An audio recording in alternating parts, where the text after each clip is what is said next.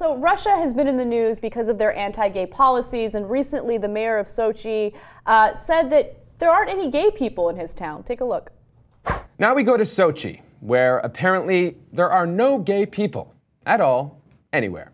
The mayor of Sochi, Anatoly Pakhomov, has told reporters that there are no homosexual people in Sochi, explaining that this is a, quote, fact because of the customs and habits that exist in the vicinity. Now, when he was probed more on his statement, the head of the Russian Olympic City revealed, while not absolutely sure, he speaks from personal experience and claims to not know a single gay person personally. That said, there are at least 2 gay clubs in Sochi where we assume one could find at least one person who probably would be gay having a good time. Prominent rights activist and the founder of Russian Gay Pride, Nikolai Alexeyev, responded to Pakhomov's statement saying it is, quote, ridiculous, adding that gay people are present in any city, any country, any culture, and any historical epoch.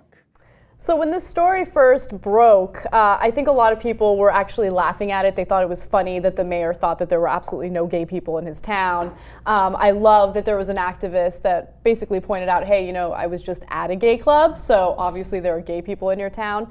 But Max, do you think that that's a good sign that people are laughing at this? You know, is it a sign that we're making progress when it comes to gay rights and we laugh at anyone who thinks otherwise? I think so. I mean, I think that the tides are definitely turning. I mean, even Oklahoma 2 weeks ago, you know, said that it was unconstitutional that gay couples couldn't get married. But that's insane. But it is comical. I mean, I want Borat to like interview him or something. I mean, everything that's happening there right now is just totally ridiculous. And getting back to the animal point that we were making, apparently they just flew 2 orcas in or something, or they're like welcoming, you know, guests to Sochi with like an orca that they captured in the wild or something. Of course, right? Of course. They're overspending on everything. It's just becoming a bloated, gross, disgusting thing.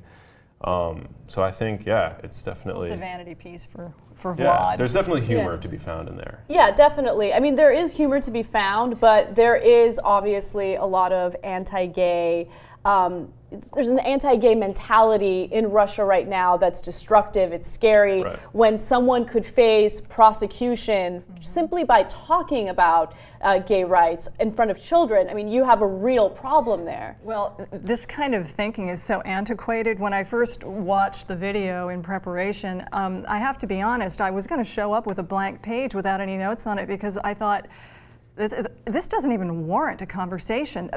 What I mean is his comments that there are no gay people. I don't want to give him any more of his 15 minutes of fame. It's a ridiculous statement. I presume he's under a great deal of pressure from Putin, and as soon as it came out of his mouth, he probably realized, I better backtrack. This is kind of a bad situation I got myself in. But I think it's gross intolerance and oppression veiled in the under the guise of protection of children, which is ridiculous. Nationals, this is something I thought was pretty interesting. Nationals will get fined up to, I think it was $150. But if you are a foreigner that comes into the country, you'll get fined and face the possibility of 15 days of detention in jail and then deportation. Wow. I'd really like to know what goes on in that 15-day period when you're in jail. I wonder. But I thought that was really quite fascinating.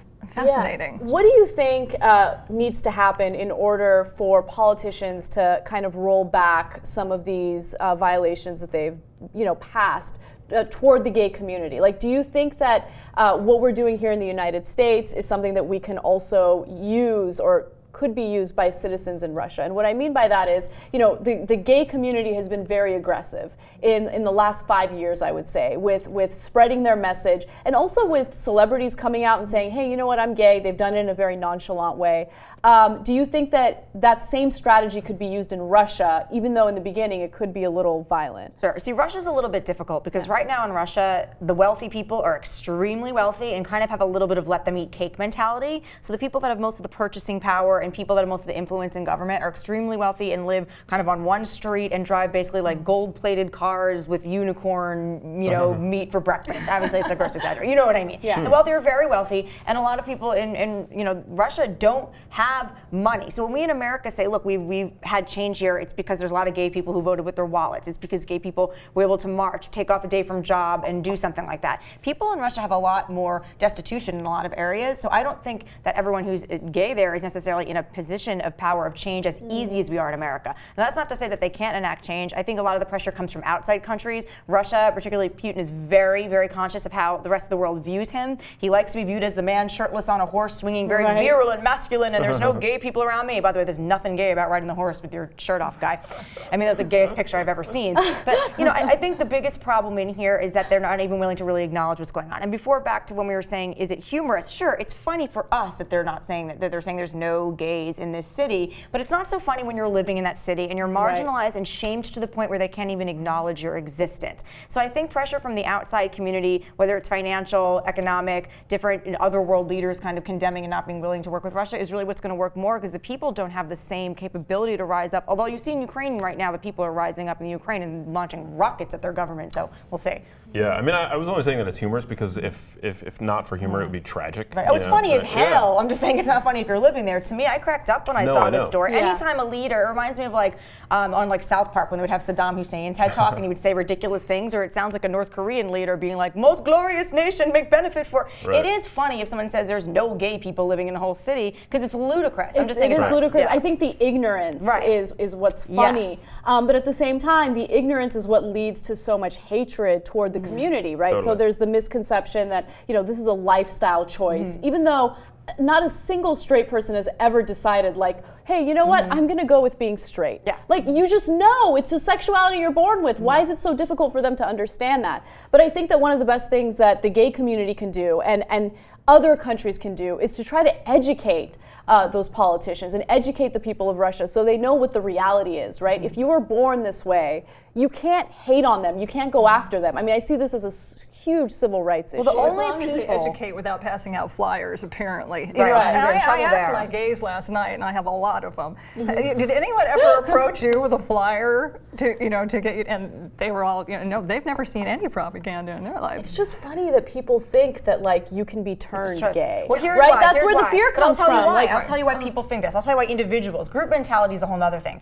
The reason why, let's say a man says it is a choice. It's because he has had homosexual and homoerotic thoughts and he has chosen not to act on them. So he understands it as a choice because he has had these thoughts and is choosing not to act gay. Yeah. So to me, I can understand how somebody who might be gay or might be bisexual or have homoerotic tendencies that morally thinks it's wrong, thinks it's a choice because their experience has been they've chosen not to act on those tendencies. Exactly. That's it. Other than that, there's no argument about it. Which is why we see a lot of anti-gay politicians caught in gay scandals. Yes, so exactly. That's like the story of U.S. politics these days.